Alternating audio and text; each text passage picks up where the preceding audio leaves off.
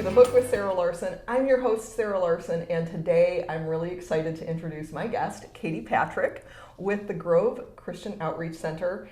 And I'm super excited to have her. She showed up on a motorcycle today, and I love that. You just became the coolest woman I know. Oh gosh, I'm probably by far not the coolest woman you know, but thank you. Oh, no, you definitely are pretty cool. So will you introduce what it is that you do? Sure. Yeah. Hey, gosh, thanks for having me here today, Sarah. Yeah. It's exciting. Yeah. Katie Patrick. I am the executive director at Grove Christian Outreach Center, but I'm also a dog mom, a wife, a mom. But I've been working in the nonprofit industry for, this is painful, 23 years. Oh, that's awesome. And it's only painful because I can't believe how old I'm getting. No, it's not about getting old. It's about the experience that you're gaining. I know. And then when I look back, I just want to remember that there was a lot of laughter, smile, and learning along the way. Yeah. Well, that's one of the things that I love about being at Grove. And so I've been volunteering here for about a year, I guess, maybe a little bit more. I think a little bit more, maybe. And I've just really enjoyed doing it, being part of it, seeing the great things that are happening for the neighbors of Grove. And for those that are not familiar with this, because it's specific to the Williamsburg, Virginia area, Grove is an area of Williamsburg. It is. It's Lower James City County, borders the Newport News line. And it's what is considered an underserved population. It is a food desert because there's no grocery store for 5.6 miles. A lot of the people that live there work in the tourist industry. As anybody who is familiar with Williamsburg, Jamestown knows, it's a tourist area. Yeah. And we're so blessed to live in such a great area with so much tourism. But in order for tourism to be successful, there's a lot of people working behind the scenes. And they're often underpaid, working paycheck to paycheck, without good retirement plans. Yeah. And so Grove is actually one of the communities in our area where a lot of those folks have settled and made home. So when there's a food desert and when there's paycheck to paycheck living, there's needs of a community, and those could be food, financial, clothing, and we really, at Grove, we like to take a holistic approach. It's not just food or those other two services. It's also providing love, treating people with dignity, and it's not just a handout, but a hand up. So it's a pretty special area, if you ask me. It is, and I love that message. Something that you said during the update this year of what programs were happening stuck out to me. You said, food is love. Here come the tears. No.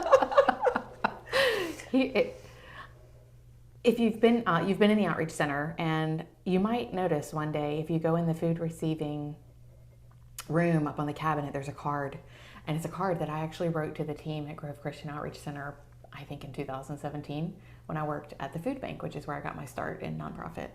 And I was just thanking them for the good work that they do to serve people with such dignity, because I was fortunate to get to work with them on many different levels. And I signed it, "Food is love."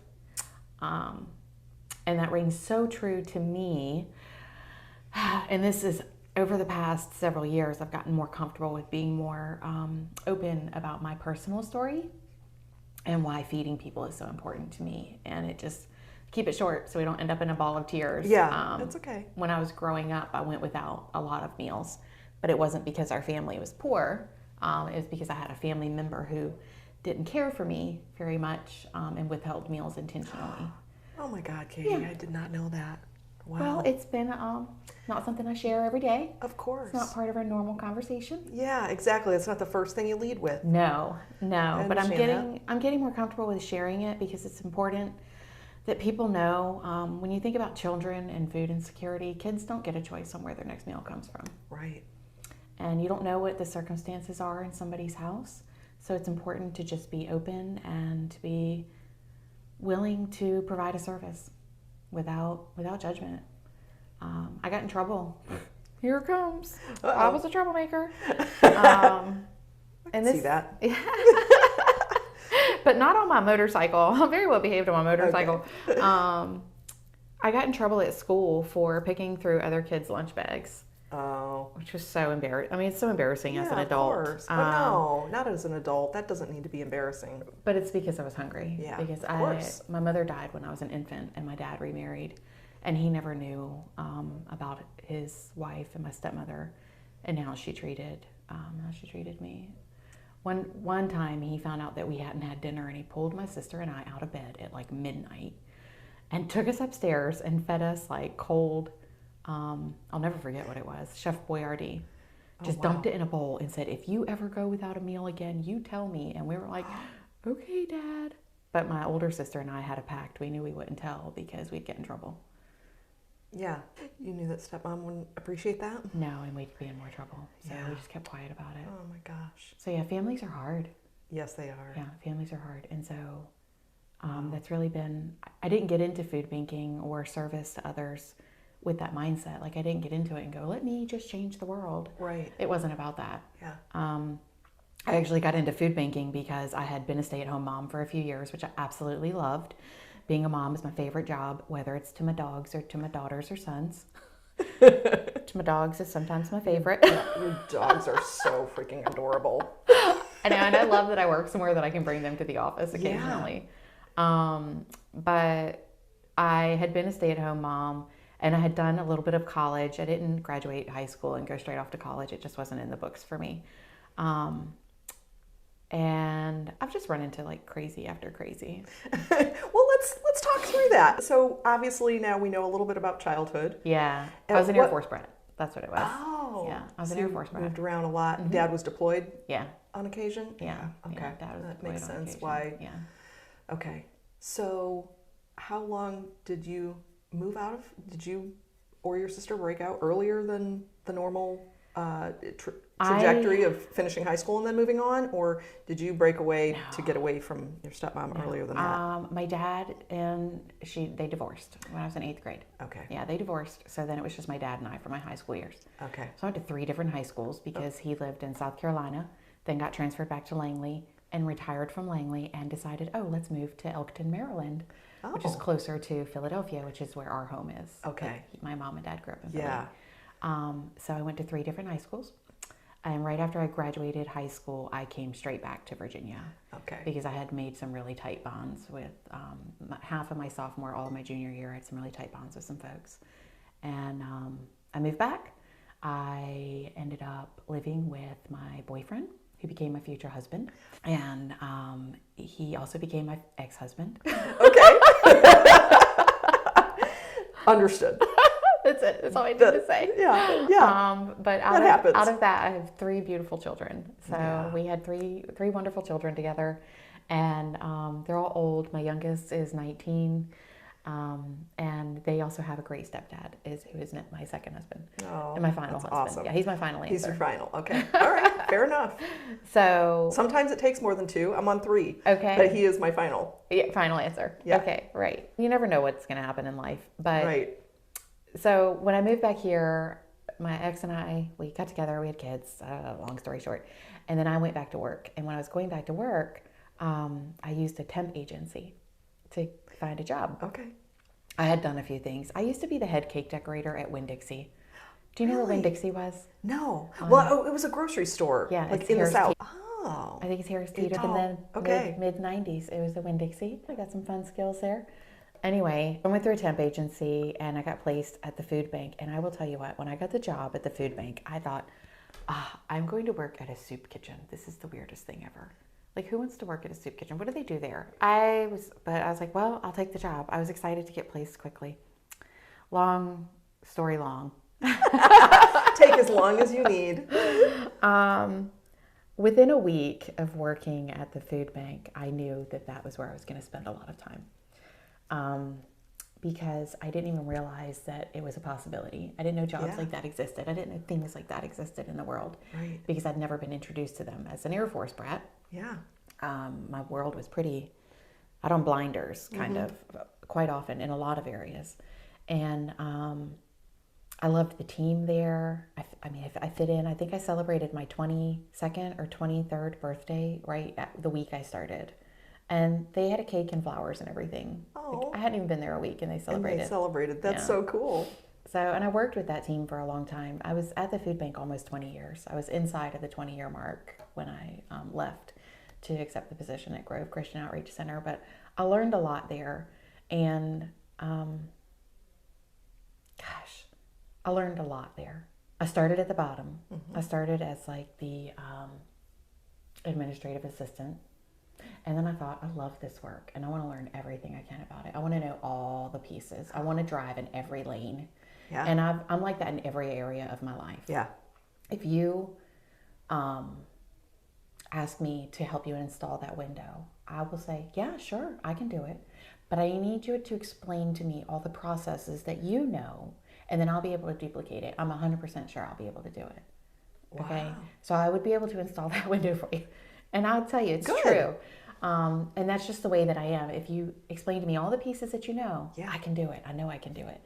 And I kept that attitude all the time. Like, if you tell me all the things I need to know, I can do it. And I'm glad to do it. And I'll do it to 110% of my best ability. So I was the administrative assistant, volunteer manager, office manager, capital campaign manager. So I raised $8 million Oh my to build the new gosh. facility. Wow. Yeah.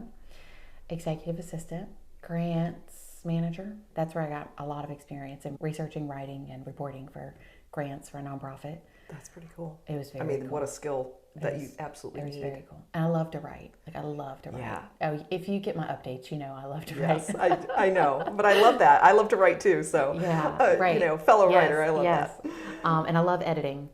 Ask me what my childhood dream job was. What was your childhood dream job, Katie? To be the head editor of the New York Times. Really? Yes. Haven't made it there yet. Okay. Well, there's still time. There is still time, and I have done some editing. I'm a published editor. Awesome. In a couple of books. So I'm gonna anyway, keep that in mind. Okay, yeah, I love editing. So then after a couple of other things that I did, then I was the director of agency services, and that is where I finally, that's where everything came alive for me. Yeah. Was like, oh, there's so much opportunity to really. I got to work with Feeding America more. Feeding America is the national network of food banks. And I sat on a couple of national committees. I got involved in the federal food commodities program. And I got to build relationships with all the partner agencies that were providing services to the individuals. So amazing. And that was just like so much awakening for me. It wasn't just the relationships with the partners, but also it's where my faith grew stronger, and it's where I got to express who I was in my relationship with God in my work. Like, that's where it was able to tie together, because I was working with so many church partners. Okay. Up until that point, I hadn't really done a lot in faith.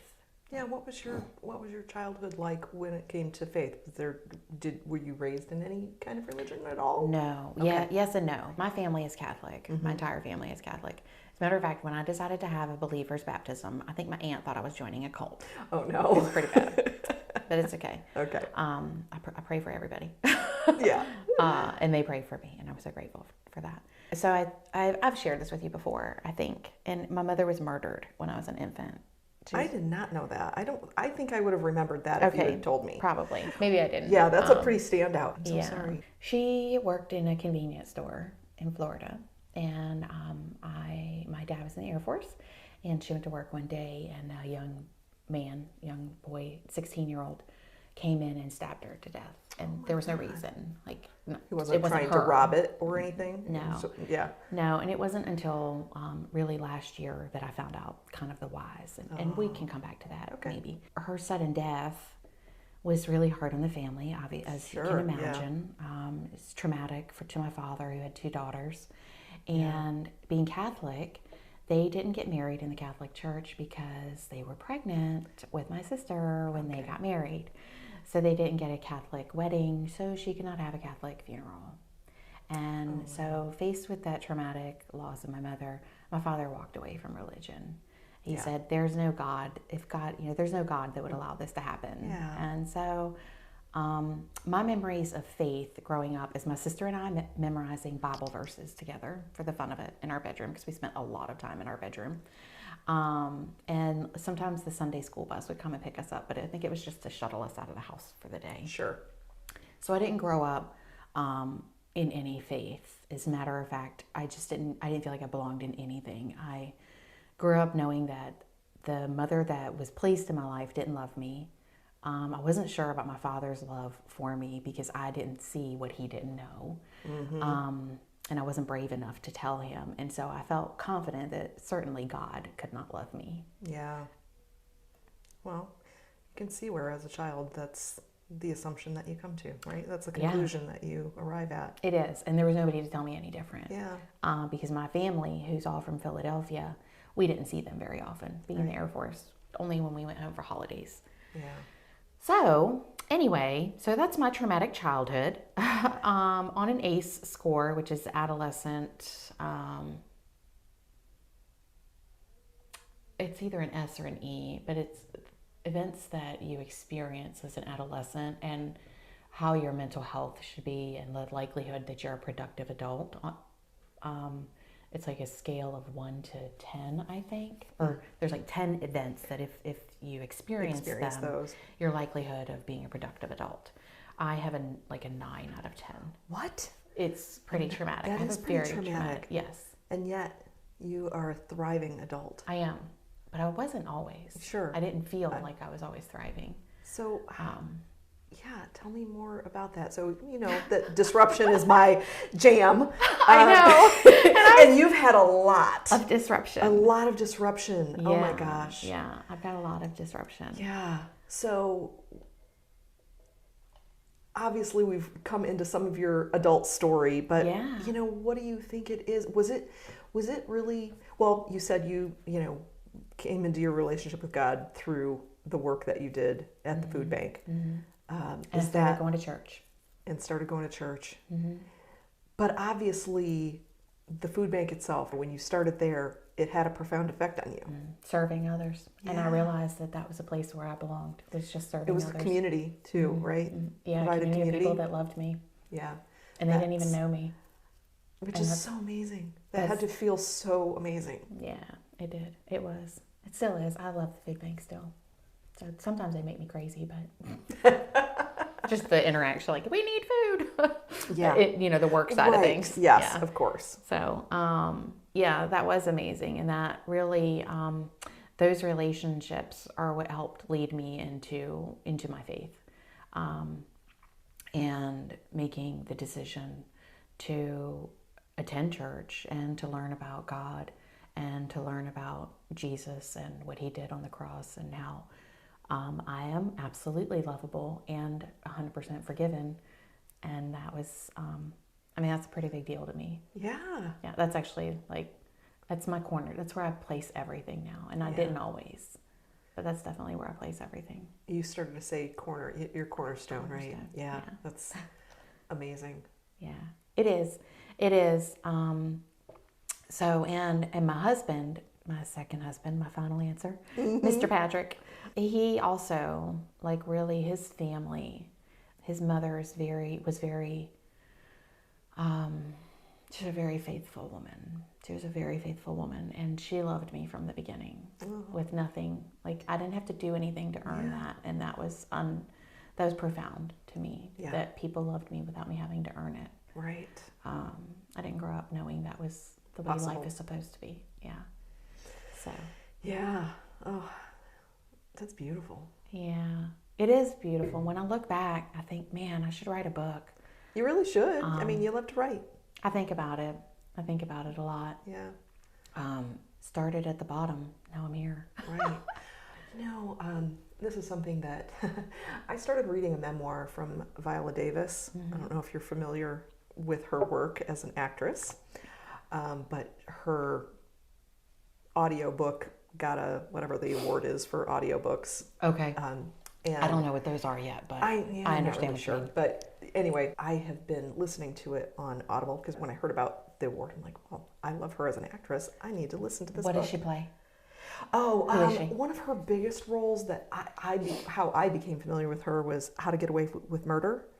I know who you're She's talking about. the main I loved her attorney in that lipstick show. Yeah.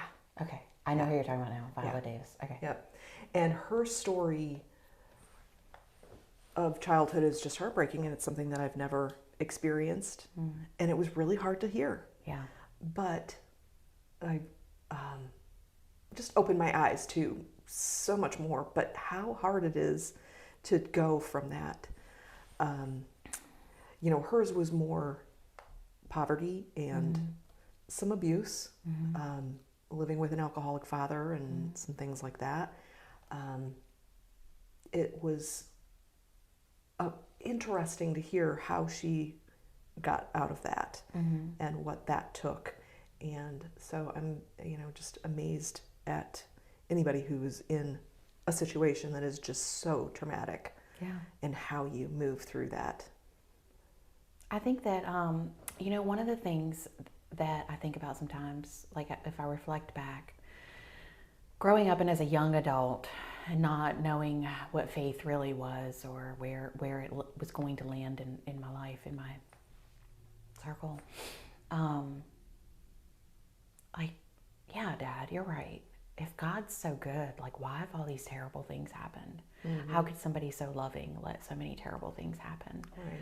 And I took a workshop about forgiveness, and it was Christian-based workshop about forgiveness and truly understanding what forgiveness means. And a big part of forgiveness is not only saying your sin against me is no different than my sin against others, and I forgive you, but also letting go of the shame that you carry. And I carried a tremendous amount of shame for a long time, and that was hard, and that held me back. So letting go of that, it's really crazy, the physical, how it manifests in you physically, and when you let it go, you're just like, what happens? You can breathe and not even realize you weren't breathing. Right. So it was that was a pretty big deal. Yeah. If you're holding on to anger or just feelings against somebody for what they've done to you, find a way to let that go, because you're carrying it heavier than anybody's carrying it against you. Right. Yeah. It's true. Well, and then this whole concept of owning your story. Yeah. And being okay with it. I mean, you've said you're getting more and more comfortable with sharing your story, and that means that you're owning it and letting go of that shame and that anger and that as well. I have found that myself through doing this podcast and through just talking to people and sharing more of my story, things that are horribly embarrassing to me or that I held shame about as well. So I think that... Yeah, I think there's probably a third grade teacher out there somewhere who's like, oh yeah, that Katie Mikas, she was caught rifling through lunch bags. And I'm like, oh, can I tell you why? Because I never told anybody why. Sure. I would get in so much trouble. I did not want to get a whooping. Right. See that scar right there? Do you see that one? It's pretty faded, but it's there. I see there's a little indenture. That's a broomstick. I got in trouble. What? Yeah, that's a broomstick. It was not self-inflicted. Oh my gosh. My father will never hear this podcast. He still doesn't know. That one right there. I see that one. That's where I got pushed off a ladder when I was 5. But back to that woman. But going back to the forgiveness and being like, how do you change from God couldn't let all these things happen? All these things happen, and I get to use those things now to relate to other people. Right. And to love them and tell them that there is, it's okay. And people say, God shouldn't let bad things happen to good people. People that love God and have faith in God and in their walk with Him know that it's just building more character and it's making you stronger and giving you hope. And I mean, well, adversity is what gives us the ability to see the beauty in the survival. Yeah. In the survival. I've been reading Romans 5 a lot lately, just because of some disruptions I've been having. And I've been reading Romans 5 a lot lately, and it is about adversity and about going through those things and it building character and building faith and building hope. Yeah. And I'm like, yeah, it's okay to go through the hard things. Yeah. He's put us here for times such as these, as Yeah. Esther. Absolutely. Well, tell me more about the food bank and your trajectory there as that. Yeah. We'll get away from a little bit of that the really hard hard stuff. Yeah. I know. Thank you for being so vulnerable and sharing that stuff.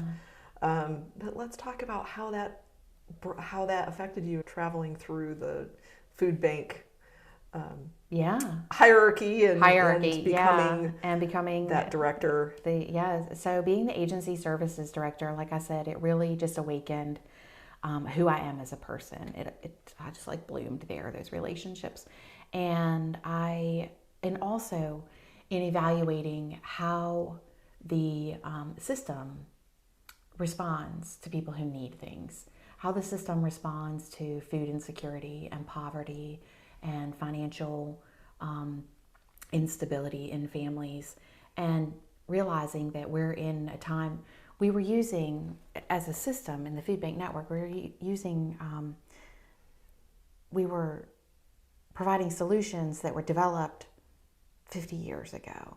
And there hadn't been a lot of change. Right. And there was no reason to change it. You know the old saying, I mean, why it's change? It's not broke, don't fix it. Don't fix it. Or we'll just do it this way because it's the way it's always been done. Right. Oh, don't say those words to me. No, I hate those words. So, and then you get stuck and wonder why there's still pockets like of the untouched. Anyway, we're not going to climb on that stuff. Soapbox. Okay. But poverty is cyclical, and poverty will always be cyclical, and poverty will always exist. I'm 100% confident of that. Nobody can change my mind. The only ending will be when rapture comes. Like, that's our end. That's it. But there will still be people in poverty. Yeah. And so how we respond to that, because the way that the systems were invented were, here, you get what you get and you don't pitch a fit. And that doesn't work. Yeah. Because that's what keeps people in poverty. Like, oh, I don't have any opportunity for anything better. And getting to the director level at the food bank, I got to work more in the communities and more with the partner agencies and saw a lot more of what they were doing besides just food. Food banks do primarily food. That's the bulk. Some kind of add other things, but working with the partner agencies. So Grove Christian Outreach Center is a partner agency of the food bank. That's what I mean. Okay. Sorry. Sometimes I slip into the lingo. No, that's okay. Yeah. So working with the partner agencies and seeing how they responded to food, and especially Grove Christian Outreach Center, like they were always way up on the list of, they were number one. And I'm not saying that because I'm there now. They always treated people with dignity. They provided choice. They looked at other things that families struggle with, like around the holidays. What are families struggling with? How can we lift them up? Yeah. Programs for children to get them ready to return to school. Providing training so that people that are stuck in financial insecurity, that they maybe take a class on budgets. Like, oh, if I budget for that, maybe I'll have better outcomes. Or, yeah, I don't have to put away $2,000, but if I put a few dollars away every week, that can make a huge difference. And people that are raised in poverty often don't learn the skills that are needed to prepare for an emergency. So just seeing the way that that's been done and how food banking has gone more in the past 5 years from a backdoor church ministry to a open our door, welcome, walk in the front door and get the groceries that you need. Yeah. That has really changed more in the past 5 years or so, I think, than any other time in the past 20 of what I've been doing, because, our community realizes that not making enough money to get by isn't necessarily the fault of the person getting the paycheck. It's part of the system. And those folks that don't make enough to get by doesn't mean they deserve any less nutrition or options for healthy outcomes. And when you don't have access to nutritious food, perishable food, fruits and vegetables, your health outcomes automatically start to decline. Yeah. The likelihood of obesity, diabetes, hypertension, heart disease, mental health disorders are all more likely to affect those that are suffering food insecurity than those who do not. Right. And so how can we change that? Yeah. And the food bank industry is starting to take a closer look at that. And in the work that I was doing at the director level, I got to work more one-on-one with the partners and help them develop ideas. And I got to work on a national level, which was really cool, because then I got to see what people across the country were doing. Yeah. And there is no greater form of flattery than imitation. That's right. Yeah, see what's out there, see what's working, Yeah. and bring it back to the home. Yeah, and just develop it to what works for what you're doing. Right. So I was, just trucking along, working Feeding America, doing some national projects, talking about how we're capturing data, because capturing data is a big part of telling the story about food insecurity, because it's not just the homeless people living under the bridge. Let me tell you about Williamsburg. Williamsburg does not think that Williamsburg has a homeless problem. Williamsburg has a homeless problem, and Williamsburg has a huge food insecurity problem. I know the food security problem, but I'm not aware of the homeless problem. And it's mostly in Williamsburg, not in James City County, not in Grove. Okay. So you wouldn't really see it in Grove. And I live in James City County, so I'm not really seeing it. Okay. Yeah. So our good friends over at Williamsburg House of Mercy, I've worked with Williamsburg House of Mercy for 10 plus years. They serve a lot of the homeless population. Okay. And a lot of those folks are either homeless or living in cars, homeless, living in a hotel, motel, homeless, couch surfing, homeless. All the things that people don't want to call homeless are homeless. Okay, so we're not talking about the tent city type of homeless. We're talking about that's right. all of the other types of homeless that we don't think about as homeless. Or housing insecurity. Housing insecurity. Yeah. Okay. There's a new, not a new, there's a word that's more often used a lot, and it is politically correct. Yes. Term. Yes, and it really, but is it more of a real definite or yes reality of what homelessness is? And I think it is housing instability, housing instability. Okay. Yeah. So and Williamsburg has a pretty high population, as does Newport News, Hampton, the greater peninsula region. Okay. So anyway, working with all those organizations, because I got to work in Williamsburg, James City County, Gloucester Matthews, Yorktown, Poquoson. One of my favorite things was going to city council in Poquoson, where I had become a new resident, and talking to them about their food insecurity challenges that they had in the city of Poquoson. And they're like, we don't have those issues, but some of the city council people said, yes, we do. And we actually put a mobile food pantry in place in the city of Poquoson, and that's amazing. 8 or 9 years into the self-sustaining, the city runs it themselves, happens once a month, every month. Oh, and it's so that people that live in Poquoson who struggle, there's a lot of fishermen that live there. And when you are in the fishing industry, your wages are seasonal. Yeah.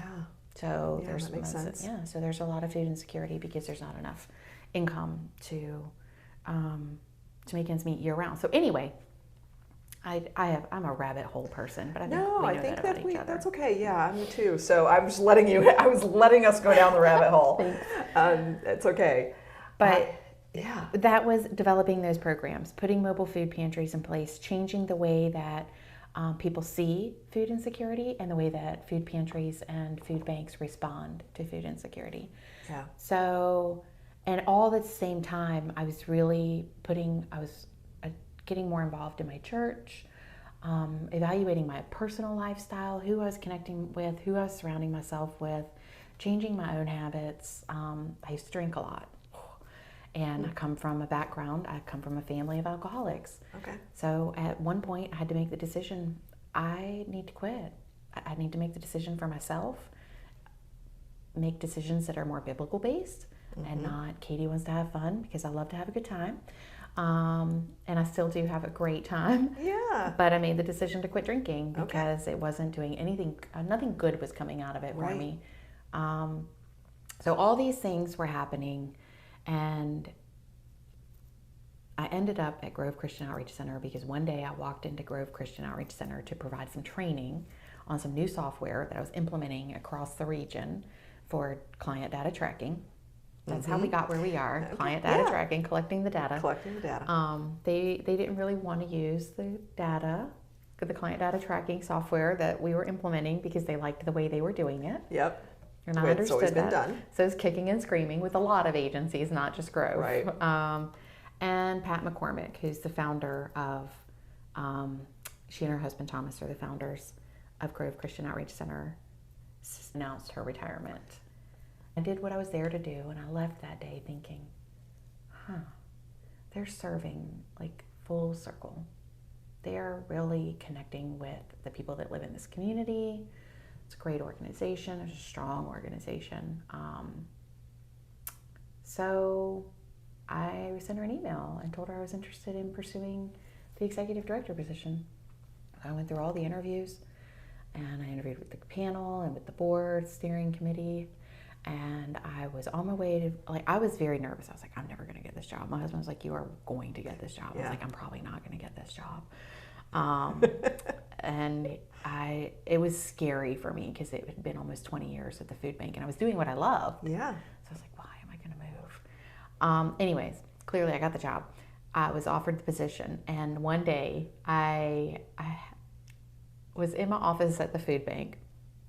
And so I was in one corner office and my CEO was in the other corner office, and we were opposite ends of the building. She comes walking down the hall. She comes in my office, doors open. She's like, hey, Katie, did you see that Pat at Grove Christian Outreach Center is retiring? And I was like, mm-hmm. She said, my friend Terry Shannon sent me the job description. Maybe you would send it out to the partner agencies and see if anybody is interested in applying. And I said, could you shut my door? Disruption. Yeah. And she was like, yeah. I said, so this isn't how I wanted to tell you. I had it worked out some other way in my mind, but I have applied for that position and I'm pretty sure that they're going to make me an offer. And she said, oh.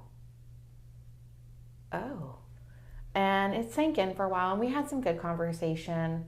And I'll never forget that she said to me, I don't understand why you would want to leave the food bank where you have an opportunity to have such an impact at such a large scale across the peninsula in the work that you do. I said, I think I'll have a greater impact when I get to work with people one-on-one and really know the families and how we're responding. And that's where I'm at. And she was like, okay.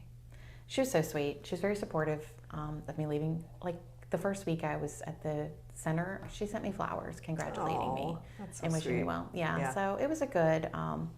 It was a good move. Yeah, it was a good transition. It was a good transition. And then we got disrupted big time because I started in October of 19 and COVID. That's all I can say. Disrupted. COVID is part of everyone's story because it was such a disruption. Mm-hmm. And it changed how all businesses worked. Yeah. And at the bottom of it, Grove Christian Outreach Center is another business that is serving the business is a little bit different than most. Instead of making money off of what they sell, right? No, it's a different transaction, but it's still you had to find a way to make that work. And one of the things that stands out about when the shutdowns happened, and what was it? What's the term that I'm looking for? That was, are you essential? Mm-hmm. What you do is so essential to the people who live in your community. Yes. And I'm sure that they were even more so affected. Absolutely. There's no tourism then. They were 100% out of work. Yeah. Like they went to work one day and then were shut down the next day. So that was, it was the same for us as it was for everybody else. But you're right. So nonprofits, we are businesses. Mm-hmm. I run a small business. Yeah. We are very transactional, and our transactions are with wide variety of stakeholders. Everybody's a stakeholder though. You're a stakeholder, you're a volunteer, a donor, the neighbors that we're serving. And by the way, I should have said right at the beginning, when you said the neighbors, you didn't refer to the people that we serve as our clients. And I love that. And that's so important to me. They're our neighbors. The neighbors. They're your neighbors. They're my neighbors. Yeah. I mean, they're literally our neighbors because they're right in the Grove community. Right. But they're not clients. I'm not, sometimes I bet they wish they could just take a number. However, anytime you have to wait for something. But we're very transactional. And in the nonprofit sector, like what it means, and a lot of people don't understand, nonprofit doesn't mean that you don't have employees. As a matter of fact, the best nonprofits have some really strong employees, well-paid employees, because you need talented people to run successful organizations. Right. There's a friend of mine, Alice Brody. She used to work with the Williamsburg Health Foundation, and she is fantastic. And she is a huge proponent of the overhead myth and busting the overhead myth. At Grove Christian Outreach Center, our facility is 100% paid off. We don't have a mortgage. Okay. There's no lease. We are debt-free in that facility. That's a sign of a good. Well-run organization. We put, our 990. We just got our 990, so I don't remember my numbers right now. I haven't committed them. But, everybody likes to look at the administrative costs and fundraising costs and everything. Where does the money go? Yeah, where does the money go? How much goes to overhead versus to the, the beneficiaries? Right. Well, 90-something% goes to programs. That includes keeping our lights on because we don't work in the dark, just like you don't. Right. But anyway, all that aside, during COVID, we had to operate as a business as well. We were essential workers, so we shut our doors to all of our volunteers immediately. We're like, we love you, and you need to stay home. So it was staff only for about 2 months, and there's only 5 of us. We saw a 400% increase in service requests for food. Wow. Yeah. So every other day we were packing, and then we were distributing every other day. Like packing, distributing. We were just packing the boxes and putting them out the front door, but logging the numbers. We have a doorbell system at the center. And so we were able to use the doorbell system. Somebody sat answering the phone, getting the information, putting it in the computer, and then pushing a card out the door. And it just went in circles like that. And we did that for a couple of months. And then, and this is funny, I don't even remember all the different ways that we served. My team will tell you, don't you remember when we set up the back room to be this way? Don't you remember when we did this? I'm like, no, I don't. You were just getting through it. We were just getting through. And I my brain, my brain just goes, we just block out all the bad stuff. It's protected me my whole life. My subconscious has protected me my entire life. So I don't remember all the ways that we did it, but we did it a lot of different ways. And what we also did is I every day evaluated how we were serving. And I thought, if we're going to make a change and I'm the new executive director, this is the time to start making the change. Yeah. And people hate change. Right. They kick and scream through change. But However, they're already faced with change, right. So why not add to it? Why not sneak it in? Yeah, we snuck it in. Yeah. We snuck it in. So we changed the way that we serve going forward, like all the time. When I started at the Outreach Center, we had the Bread Day program, which I admire the people that put that in place. I love the way that it brought people together as a community because a lot of people would come on one day, get a lot of bread and pizza and fried chicken and pastries and cakes. And I'd be like, this is not good for your health because that's the food banking. That's what I learned at the national level is how can we improve health? We can make healthier choices. Right. So healthier options. We're not just giving food, we're giving healthier food, right? And helping our neighbors understand, the healthier choices, right? And what we find is they want the healthier choices more than anything. But they loved that bread day. They loved the community part of it. So, but I did not care for it. But I couldn't just turn it off. COVID forced us to shut it down. And still, sometimes people will say, "When is bread day coming back?" And I'm like, "It's not," because what we did is we replaced the bread day with our fresh food pantry. Our fresh food pantry is refrigerators and shelving, produce carts, and we purchase locally grown fresh produce from Calray Farms. And that's the first thing that our guests get to choose from when they come to the center. And they get to choose all the time. It's a walk-in like they're going grocery shopping. Yes. Which I think is really cool. Yes, I think so too. And that's about service. That's how you serve others. Is how do you love people? Food is love. You give them the choice. Don't put food in front of me and tell me that that's what I'm going to eat because I'm going to tell you what, I will be hungry. Yeah. Although I'll probably never be hungry. Yeah. I'm glad for that. I'm really glad for that, Katie. I'm really glad for that too. I really believe that food is love. And what that means is that you respect people in their choices. You let them know that you care enough about them to recognize they know what they want for themselves and let them make those choices. Yeah. So the fresh food room is one of the ways that we've done that. Our pantry is a worksheet. It's kind of like a click list, and our shoppers do the shopping and meet you curbside. We've got some other things coming down the pike. I'd participated in an entrepreneurial thinking for nonprofits a few years ago, and it's really got my mind turning. I'm excited about some things coming, but I don't want to talk about them today. Okay, that's okay. You can come back and talk about them when they're instituted. Yeah. Because I'm sure that they're going to be great. I hope that they're going to be great. It's one of the things that I really do appreciate about you and the way that you run it is you're very forward thinking. So I love that you're not going, well, this is the way we've always done it, so we should keep doing it this way. Right. I love that kind of thinking. And the fact that you're going to all these other places to learn more about how you can improve, not just Grove's pantry services and community services, but others. Right. And being on the forefront of that. Yeah. I live in Poquoson, and I work in Williamsburg. So I consider myself living in this community. I wasn't born and raised anywhere. Oh my gosh. Let me tell you something. What? A couple of weeks ago, I was sitting at home. I don't know what I was doing, but somebody said, maybe I was reading something, and I realized the house I'm in now with my husband, which he was born and raised in. Oh my goodness. Yeah, he was born and raised in. The home that we live in and that we will live in forever, most likely, God willing.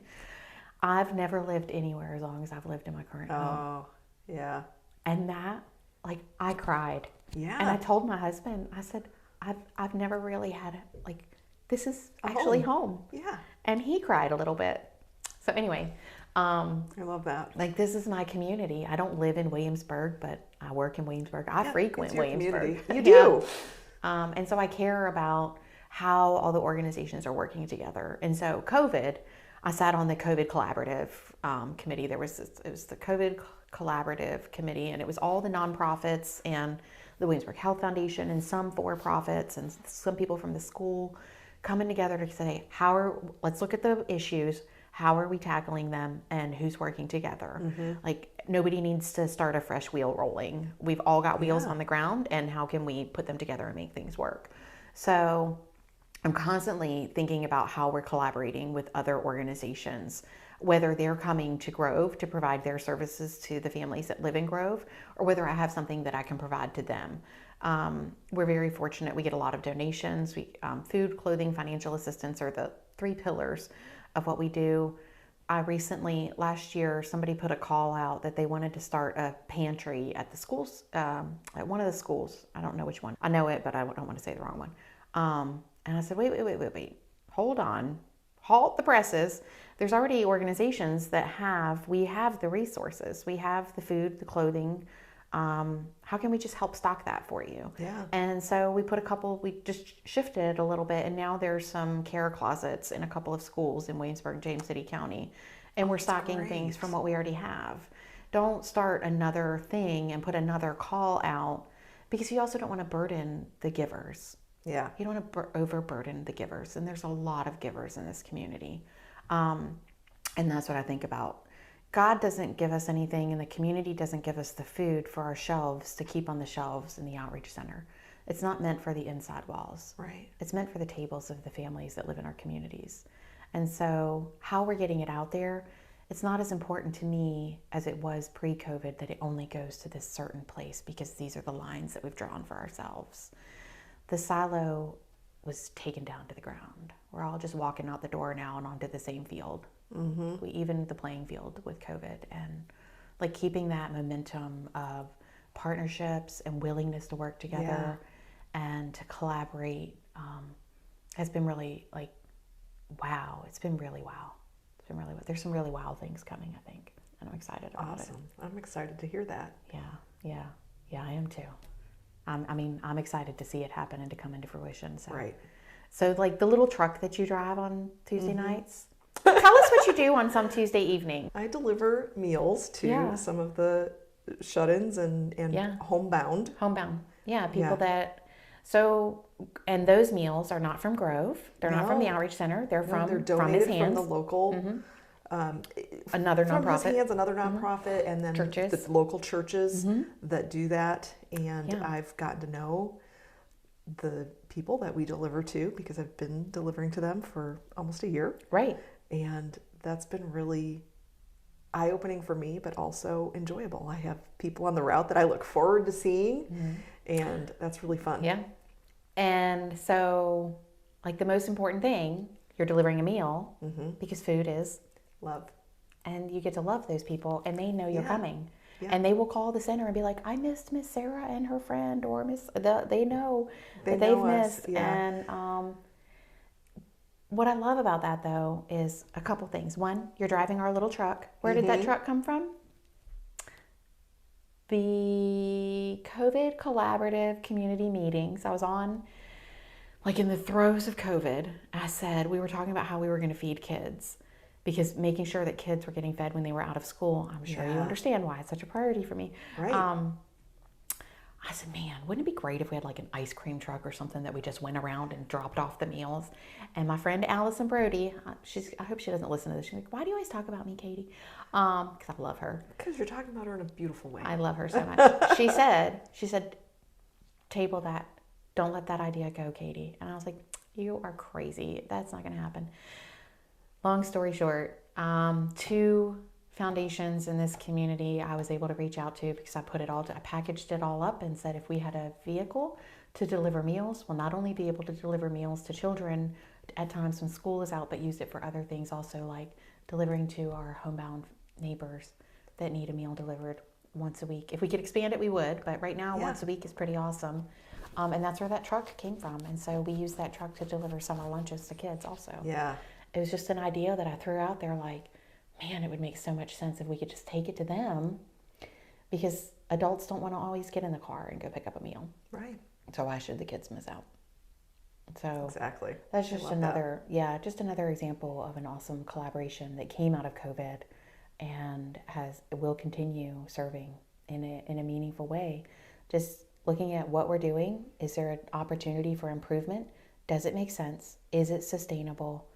And can we manage it? Wow. And so we continue doing that. I love it. What a beautiful story. Thank you so much for being here and sharing that. Yeah, thank you. Yeah, and it took me a little bit, because we talked about this. I said, well, I interview entrepreneurs, but man, it'd be really fun to interview you, because I'm just so fascinated with everything that you're doing to improve this process and the services. And you were the one that said, no, it's like running a small business. Why, I'm a business owner, essentially. Yeah. And so I appreciate that little nugget in my brain that said, you need to do this. You need to have this conversation. Because I knew you would be a great guest. Oh, and a wonderful conversation. And I was right. Thank you. I'm thrilled. I'm thrilled to be here, tell a little bit of the story. And, if nothing else, when you go out into the world, just be authentic with people and build relationships, because if you fall, they'll be there to help pick you up. That's right. Yeah. Amen. All right. Well, thank you so much for being here today. I really appreciate it. Yeah, it's my pleasure. Thanks for having me.